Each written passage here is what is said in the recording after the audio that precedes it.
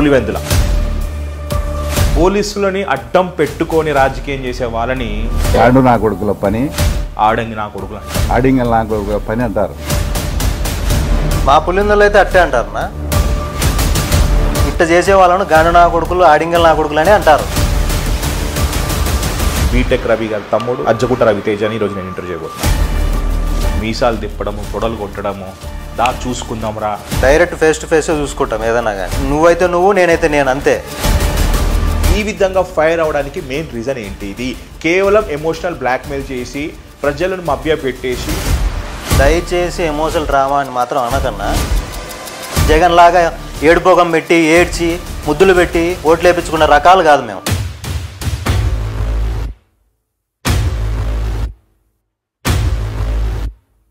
Arrest చేసి మధ్యలో కూర్చోబెట్టుకొని అటుపక్క పోలీసు ఇటుపక్క ఒక కానిస్టేబుల్ ఇద్దరు కూర్చొని పిస్తల్ ఇక్కడ పెడితే ఎవరికైనా ఉప్పు కారం తినడానికి రోసం రాదన్నా. కేవలం మీరు ఆఫీస్ కట్టడం వల్లనే బీటెక్ రవి అరెస్ట్ అయినట్టారా? అందుకే కదన్న జగన్మోహన్ రెడ్డిని సైకో అనేది. ఇంకెందుకు అనుకుంటున్నావు? ముఖ్యంగా మెయిన్గా వివేకానంద రెడ్డి మర్డర్ కేసు, దాన్ని నిలబెట్టింది దానికి బేస్ ఇచ్చి నిలబెట్టింది బీటెక్ రవి గారు.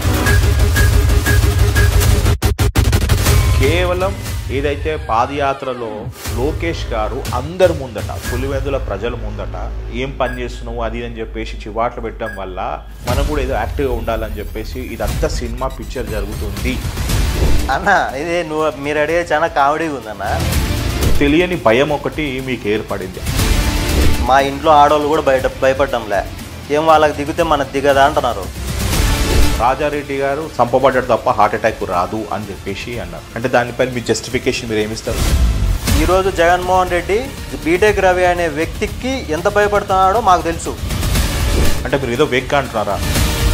వేగ్గా నేను ప్రూఫ్స్ ఇస్తాను మీకు, వీడియోలు ఫోటోలతో సహా ఇస్తాను నేను. ఇంతకు మీరు గోల్ రీచ్ అయినారా అన్న? మా గోలు పులివెందుల్లో పసుపు జెండా ఎగిరేయాలా. అది కళలో కూడా కాదనుకో.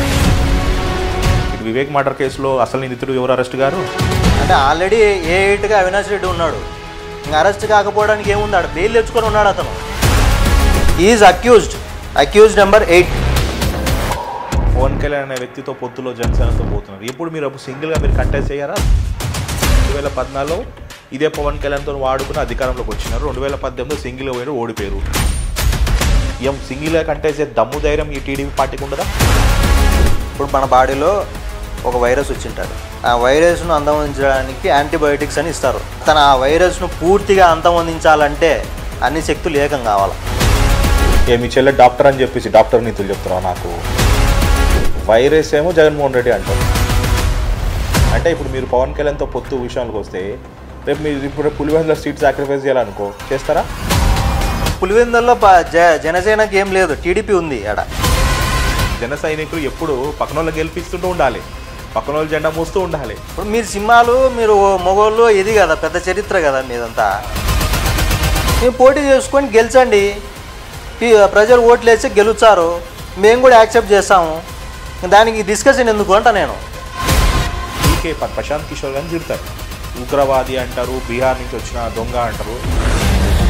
జగన్మోహన్ రెడ్డి తన సొంత చిన్నాయన తనే చంపుకొని బయటకు వచ్చి ఏం చెప్పినాడు తెలుసా మీకు? చంద్రబాబు నాయుడు చంపినాడు, చంద్రబాబు నాయుడు చంపించినాడు, అట్లాంటి నీచమైన పనులు మేమేం చేయడం లేదే, అతని హెల్ప్ కూడా తీసుకుంటాము, దాంట్లో తప్పే ఉంది అంటారు నేను.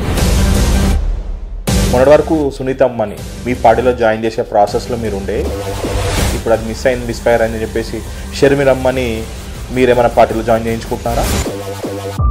రామాయణం అంతా ఇని రావణికి సీత ఏమవుతుంది అన్నట్టుంది నువ్వు అడిగేది. అన్న పార్టీలోకి ఎవరు వచ్చినా స్వాగతిస్తామన్నా. కానీ ఎందుకు కళ్యాణ్ రామ్ కానీ జూనియర్ ఎన్టీఆర్ కానీ మీరు కలుపుకొని పోవడం లేదు? అతనికి చెప్పేవాడు లేడు, అతను సొంతంగా అర్థం చేసుకోడు. ఒకవేళ అర్థం చేసుకునే మూర్ఖంగానే ఉంటాడు. మాకు కూడా అదే కావాలా. ఆడుదాం ఆంధ్ర అని చెప్పేసి ఒక కొత్త గేమ్. ఆడుదాం ఆంధ్ర అనేది టైటిల్ కరెక్టే, కానీ అది స్పోర్ట్స్ కాదు. ఆంధ్రాతోనే ఆడుకున్నాడు జగన్మోహన్ రెడ్డి.